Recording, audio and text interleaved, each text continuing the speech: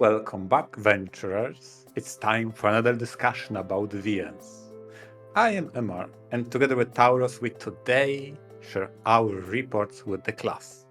So, Taurus, come forward and tell to our dearest listeners what you've been up to in the past month. Yes, I have been reading a very interesting title in several different ways. It is called Demon's Roots. Now, I do want to make something clear. It's debatable whether this is a visual novel or not. It's more along the lines of an indie RPG maker arrow game. But you do see some praise every so often from it online of how it's actually very good, and it's very wordy, so some people do kind of consider it visual novel adjacent and all of that. So, I was very much on the fence of whether I was going to talk about this or not, but I won out and I figured sharing my thoughts and experiences would be better than not. So, here we are. The premise is that you are behind demonkind. They have been banished to the underworld for many years, living in destitution and miserableness. And now they are fighting their way out to conquer the world to make a home for themselves against rotten humanity. You are behind the main character, Death Polka, who was one of the remnants, along with your other very powerful buddies, as you try to stake your claim on the world. And it's very much an uphill battle, but her and her newfound group of oddballs fight their way up to supremacy. That's the goal, anyways. Like I mentioned, it's an indie RPG maker game, and as such, it very much has that basic RPG maker gameplay. It's turn-based combat. You have your options of like fight, of magic, or items, and of escape, and you have your party formation, and you can switch members out freely. It's very basic. If you've played one RPG, you've played them all. If you've played one turn-based RPG, you've played them all. And this is, I guess you could say, one of my biggest complaints about the game is that I do not like turn-based RPGs. I really find them boring, especially when you have a lot of creative options out there. There are plenty. There's games like Undertale, there's games like Live Alive. Even you can go like Pokemon, Shin Megami Tensei. You can go with those and it's like, okay, at least they're trying something unique to mix up the formula to keep it fresh or something. So when you see other titles that are sticking to the most basic form of, medieval fantasy, magic and swords and stuff, and I'm like, come on, please try something new. But That's a. oh yeah, go ahead. You know what? I want to focus on what you just said. The standard components of RPG that you feel are overdone. Okay? Because I tend to agree that when it comes to titles that try something new and experiment with the formula, but you know what? There's a reason why those bog standard fundamentals keep working, and we keep hearing about, for elemental attributes. Like, there is some commonality, and there's some basic principles that guide RPGs, like attack, defense, resistance, whatever, that maybe people gravitate towards because it's easy to grasp. And the inventive part, or the creative or the experimental part, comes from the story, whether or not this takes them into the new direction despite the formula of the game being somewhat predictable. Yeah, if you like turn-based RPGs, then yeah, there's a lot to like here. Demon's Roots is very polished on that front. There's a lot of thought and care into the characters' level up move sets, into the enemies, into the EXP curves, into the items and the stats and whatnot. There's it's very well polished from the fundamental aspect. The problem is just, yeah, I do not care for it. I really wish they would try something new instead of stick something like Demon's Roots that sticks to the old school style. And like you mentioned, sure, it can be very comforting. I see that. I see that. I'm past the point of being comforted by that stuff. I'd Okay. like something new. Yes, but where you hear a lot of the praise for Demon's Roots is in its characters. The characters in Demon's Roots are incredible. It's one of those things where you have a lot of literary elements coming together to make the characters shine so much. You have the character relationships, and I don't mean just as much as romantic relationships, but I mean you have the ties that bind characters, the main characters to themselves, the side characters, all the supporting characters. You have some people who have been, friends for many years who deeply care for each other. You've got relationships like the mentor and the student, and all of the dynamics that involves when, like, for example, the student trying to prove themselves to the master. You've got things like rivals, where you have two people who know each other insides and out, and they're trying to usurp one another, and every time they meet each other, it builds upon that. Character relationships are, in my opinion, just that magic little spice to make you care about the individuals involved so much more. Because when plot events happen to these characters, it's not just happening in a vacuum. You can feel the impact that it has all across this world, into the world building itself, to where you have other characters being impacted, the emotion apparent involved, whether these events are happy or sad or tragic, however things go. And it also what leads to development into how these characters change and grow and develop, and how they react to what the world throws at them. Demon's Roots is very good in that regard, of how you have the main characters, you have themselves to bounce off of, you have a variety of side characters that have their relations, and you have all sorts of enemies and background details, and all sorts of elements to really play up how these characters develop and shine in the reader's eyes. From your description, there are two titles that come to mind. Similarities, okay? On one hand, when it comes to the setting and purpose, the Demon's Root, the way you describe it, is not that far off removed from some of the Venus Blood titles in which you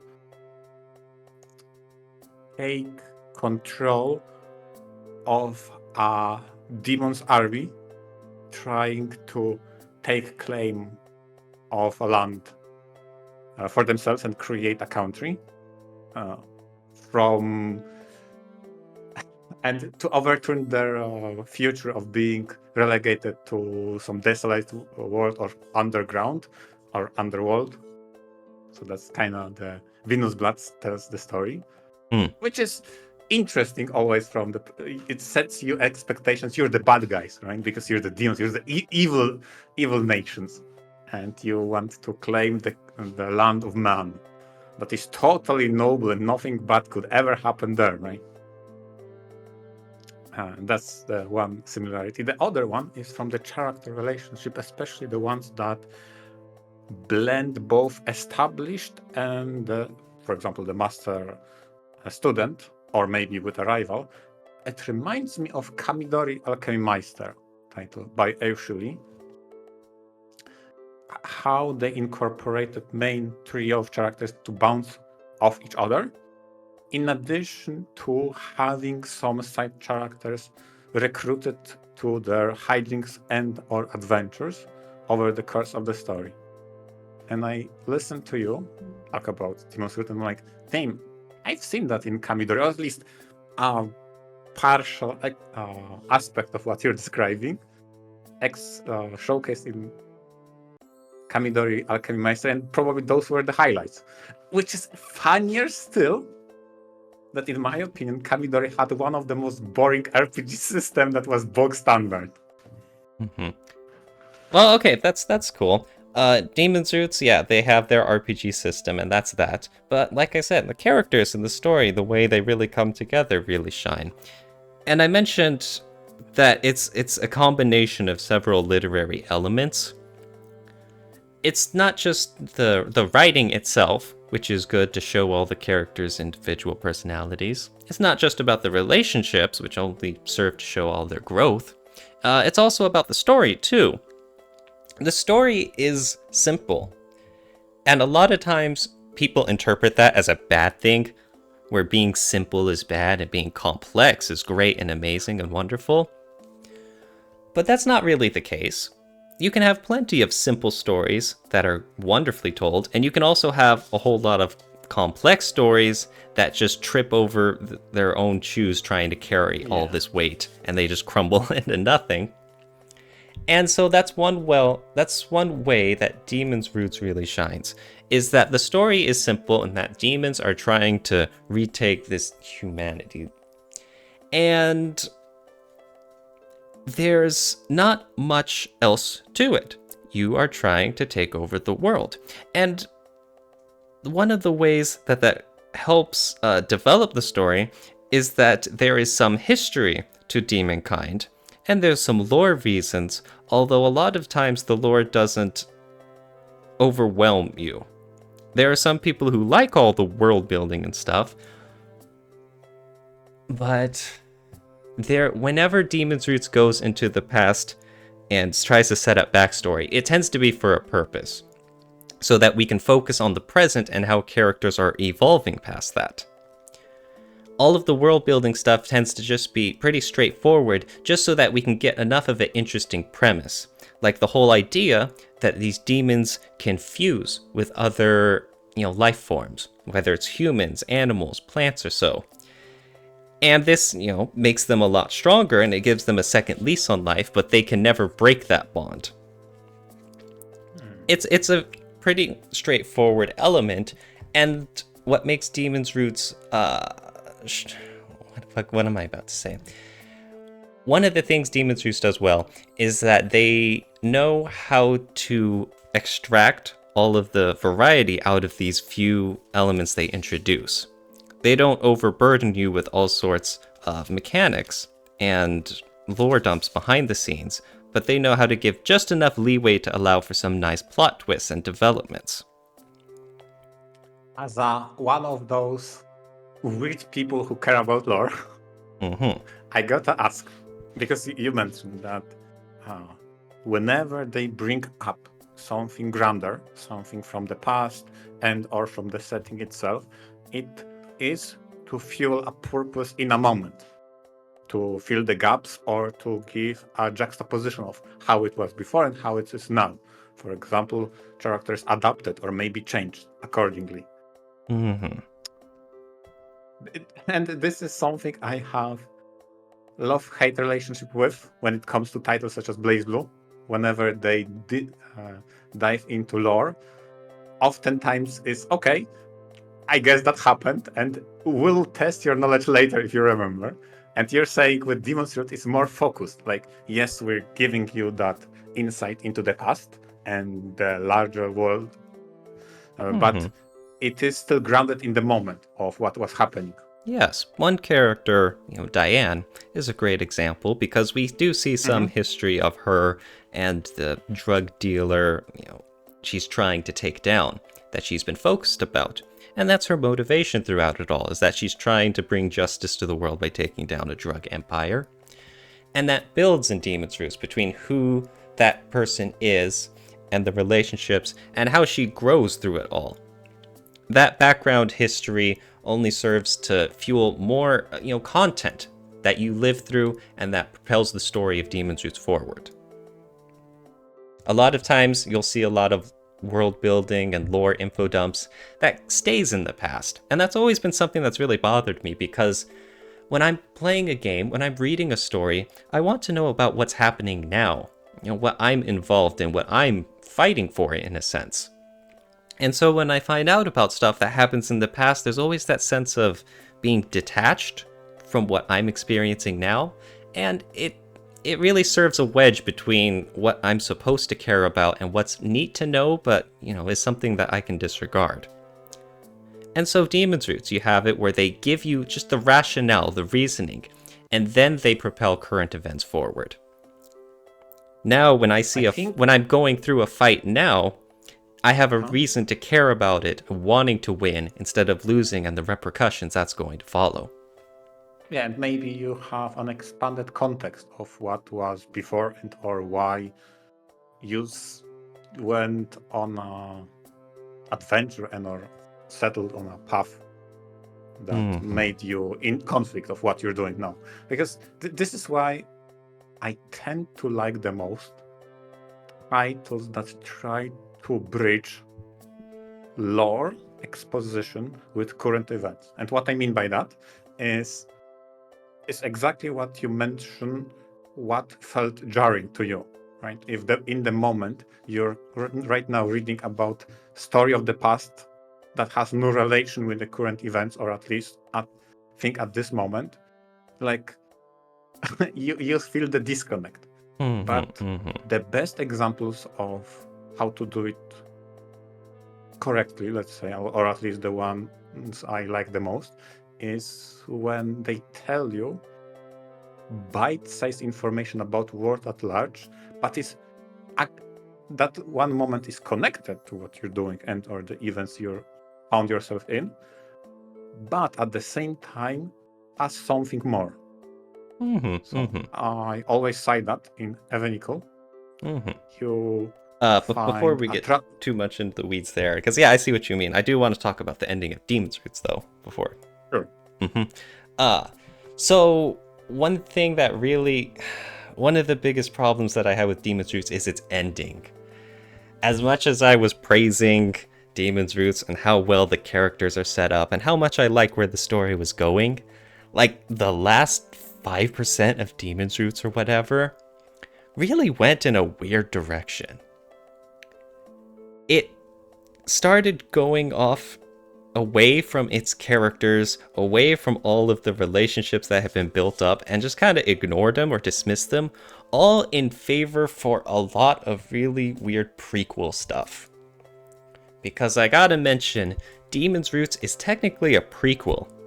The developer put out another game that is unfortunately not really translated into English, so a lot of Westerners' first experience are going to be with Demon's Roots.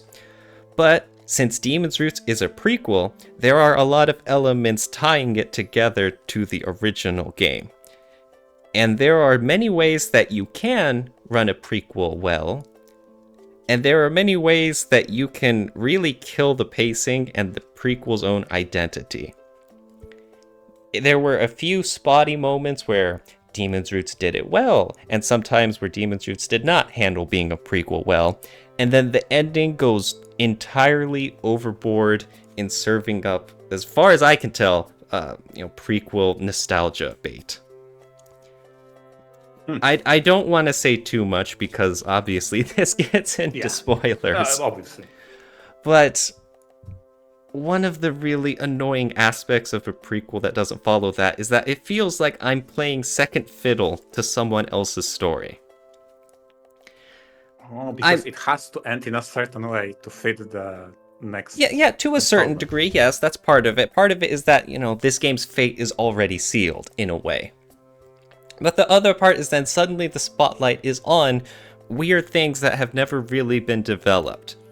It's now in a haphazard, thrown together, main premise that I really wish was built up correctly, and it could be, but it wasn't. Like one example of a prequel that's done really well is Analog and Hate Plus.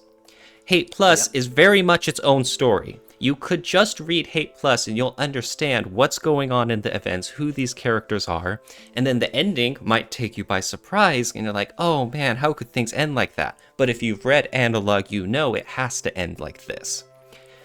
And in Demon's Roots, instead of getting that, you get some really, what the hell is going on, out of left field events. And I'm sure it made sense, and I'm sure it was nostalgia bait for the people who played the original. But as for me sitting here, it felt like a very underwhelming, disappointing, wacky end to what was a very well-contained story. And so the ending leaves a really bad taste in my mouth, and I don't know if it had to be like that or if there were other issues at play to tie it together in the same universe, but I really wish things could have ended better. As a slight devil's advocate for your complaint, again, not knowing either the title that Demon's Roots is a prequel to, nor I did not play the Demon's Roots. Maybe what you're complaining about, development of a story beats that took you out of the left field, is something that got developed in the game proper that you are prequel to.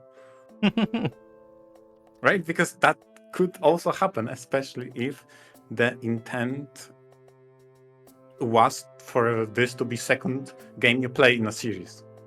Yeah. Even though chronologically this takes place earlier in the story. Now, going back to one example you got with Analog, Hate Story and Hate Plus, if I remember correctly, Hate Plus required you to play Analog before by loading the save of your decisions.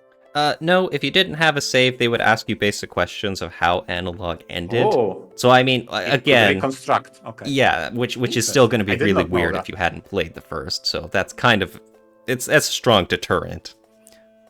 Yeah.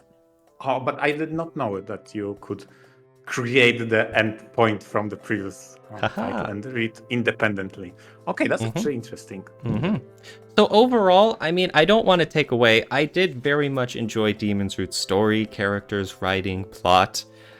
I did have to waste a lot of time not having fun with its gameplay, and the last, moments of Demon's Roots really left a very confusing, bitter taste in my mouth. But it was still incredible. I enjoyed so many hours of Demon's Roots. I ended up caring so much more for these characters than I thought possible. There were many times I was prepared to write them off on sight, and I was like, whatever. And now it's like, oh my god, I can't believe you're making me care. My poor heart. Oh no. So I see where it gets a lot of praise. I don't think it's perfect, but it's definitely a diamond in the rough, I guess you could say. But the question now is, are you looking forward for the title proper to be translated? I'm on the fence. I don't know if I want to put myself through all of that RPG gameplay again. But surely this time the gameplay will be better, Copium. Oh dear. Oh dear. Maybe you would like it. What kind of stuff do you like? What have you been reading, MR? What have you been up to? Listen, usually it is me who brings up dark fantasy, demons, etc., and shies away from high school settings and, slice of life adjacent settings, but no. Last month I read Date Alive, Red Dystopia. Oh boy. And it's a troublesome title to pinpoint. Is it a tie-in of sorts game to Date Alive series? Maybe you could even call it a spin-off. It's very hard to put it into place in the grander plot of the entire series, even though it seems to be canon, which is important distinction. This is fourth such a title, VM game in the Date Alive story, each of them featuring a setting that is somewhat easily explainable as to why it isn't showcased in the main titles, those being light novels books or their anime adaptations. Okay. Now, going back to what a Date Alive is, it's a story about a boy, Shido Itsuka, living in a world in which there are natural disasters occurring periodically. Space quakes. So an earthquake that happens in a space. The entire city, Tengu City in which he lives, is very oddly well equipped to deal with those natural disasters, which are caused by creatures called spirits. And now we talk about simple story, okay? The premise is simple. to defeat a spirit, you use overwhelming military power, or make them fall in love and seal their powers with a kiss. And this title takes place in between season 3 and 4 of the anime, or for those book lovers out there, before volume 13.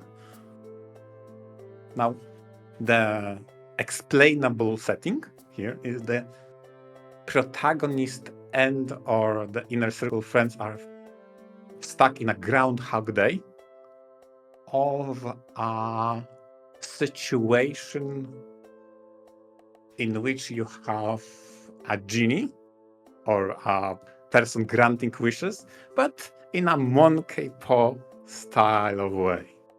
So you already see where this is going in. You have a city you can explore, and the characters, each of which has a route dedicated to them.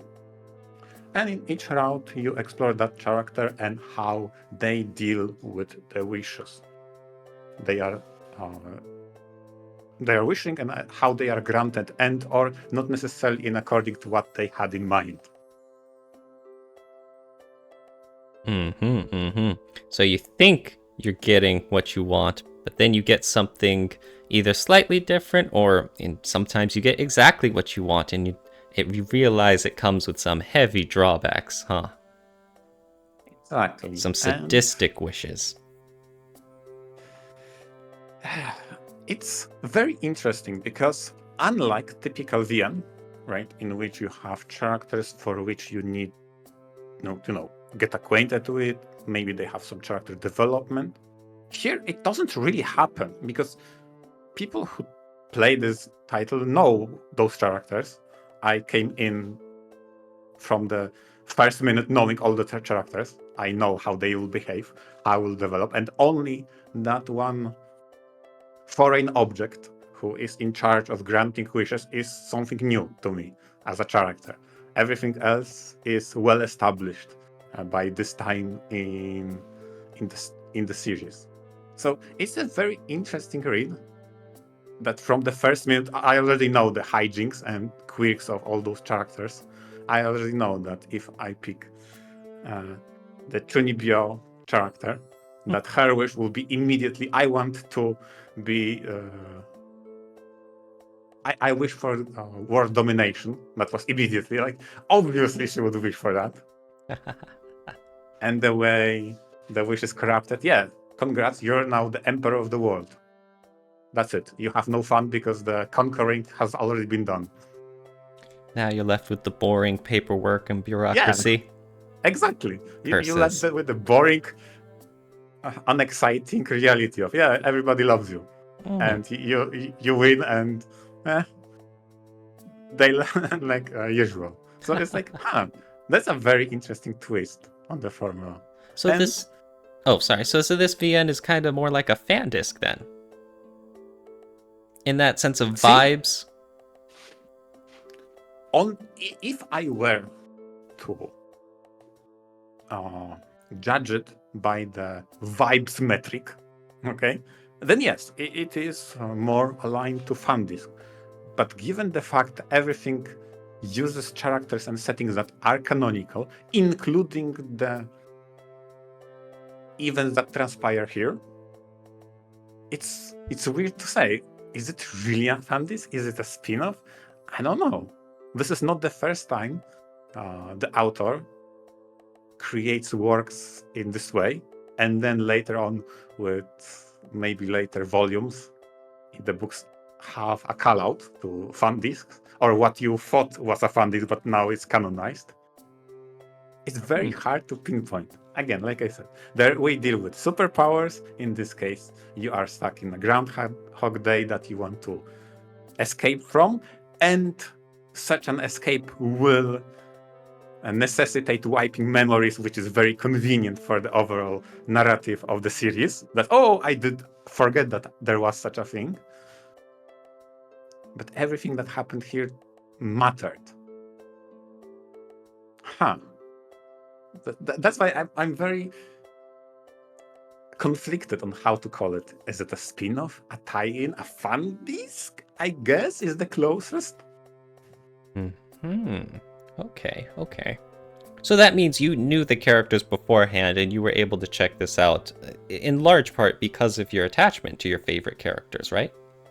Exactly. And this is why probably the reading this title was such a breeze, because yeah, I did not need to focus as intently on how characters develop, because I already knew they can't really develop, because the development will be for the next books in the series, obviously, whatever is left, and whatever is established has to be exposed. So most of those routes and or interactions were more on the funny side and on fan disc, or at least what you would expect from a fan disc to be. So all those characters, let them roam around and hijink ensue. Mm-hmm. Speaking of hijinks and chill, I take it you check this out because your favorite waifu was in the game? I checked it out because it's one of my favorite series, including one of my favorite characters are present here. True. So, yes, there are so many funny takeaways because on one hand, yes, I've come here expecting more or less, chill out experience and people presenting those characters in a way they have been established to be. But at the same time, especially for the latecomers in the series of the characters that just joined the Mareeck group, they finally get a place that is more peaceful to mingle. While that wasn't maybe the case for them in the series, they never got the time and or spotlight to incorporate in such a peaceful setting, right? So that was cool. And to be honest, I really like the variety when it came to what would have been super formulaic situation of you have a route, every single route has 3 wishes divided in 3 acts. First wish will be granted in a very weird way, so you will use a second wish to counteract the first wish and rinse and repeat for every single character. But no, there was so many permutations, and some of those characters were so clever on how to deal with that. I was pleasantly surprised. Okay. A lot of times you see people, with the term fan service, and how that typically means any, sexy bait to go on. But the literal definition is simply giving the fans what they want. And in a case like this, how you described it, how you get these characters, you get even some of the latecomer characters who have to get a chance to show off the funny moments, the slice of life-ish moments, the more comedy stuff, instead of being thrown straight into the serious action, all of that right away. Yeah, exactly. The more latecomer you are, the less room you have to experience maybe a period of relative peace. And because you accumulate more and more characters, the time has to be divided between more and more characters, right? So giving them this VM, I feel like for some of them it's like, yeah, they severely needed that. Oh, that's sweet. That's sweet. So overall, you give this, a rousing 2 thumbs up. You enjoyed it a lot. And that's a weird part because I was very miffed about it. So objectively speaking, it was very hard for me to recommend to people who aren't as, let's say, upset with series as me. I liked it. But it was very hard to say, oh, you would love it because for this and this. No, you play this title only if you like Dull, Data Life. That's it. And if you approach it as a fun disc, yeah, you will have a fun, especially with your favorite characters. That is. And this is funny that you brought Demon's Root and how disappointingly the ending was. And I'm going to say how unexpectedly good the true ending is here. Similarly to Hatoful Boyfriend, the final ending is something completely different and in a very nostalgic way, I feel, maybe even a send-off from the author to the entire series, because the true ending brings every single character of the entire series on the forefront. Every single one, without question. And that's very special. Hell yeah, that's what a true ending should be. It should be the peak. It should be the triumph of everything that's come before it. And keep in mind, this is in between season 3 and 4, 13 out of 22 books. And now you have a moment of respite for all the characters. And I mean all. I really mean it. That was very special. It's wow, I did not expect it, even though I remember vividly. So I go through route to route, and there are some characters whose route I felt were spectacular, and some of them there were kind of boring because I feel like there are some characters that, for lack of a better word, don't do it for me because they are stuck with one trope drilled to death. Okay, and then I go to the true end, and it's such a immediate hit to me because even in the menu of the game, you have some. If you remember how PNs tend to have system voices, like you have a save button, you hear a character speak saving. You use load, you go to main menu, some characters speak, and I, during the true ending, hear this character voice of a character I haven't heard in a long while, and that was such a nostalgic trip. I immediately knew who is coming next and who will surprise me, despite them never appearing in this title up until this point. That was so cool. Such a nostalgic hit. You got that UI teaser. Yes, exactly. Yeah, that's I'm so like, cool. I was saving the game. I hear the voice like, no way. Wait, let me hear that again. And I kept saving until it generated that voice. Aww. That was so funny. Oh yeah, they gotta know how to hit a fan right in the feels. Yeah, that's sweet. Yeah, I'm That's like, sweet. what? Who? No. Mm-hmm. Hit me again. Glad to hear that you really liked it. Not everything needs to be like the most accessible title with all sorts of objectively correct, emotional impacts. Sometimes you can have something just for fans. Yeah, and to give another callback to what you brought with Demon's Soul, Demon's Roots, the stories themselves, the routes are very simple. You are stuck in a contract with a genie. You have to make 3 wishes. They will be corrupted. Deal with them. Repeat. Very simple. Most of them are very enjoyable. And the final one is very wholesome to tie it all back and make a send-off for the entire series and tie in to the rest of story to follow. Amazing. So Awesome. I would recommend it for those true fans that are very dedicated to data life. And for those who aren't, go read books. Now, go. All right. Very nice to hear that. Very nice. And I think on that note, we'll have to start wrapping up our episode. Thank you, everyone, very much for tuning in. I hope you've learned a lot about some of the titles we've read. I hope you've enjoyed listening into our thoughts. And we will plan to see you another day. Yeah. See you next week. VNture out. VNture out.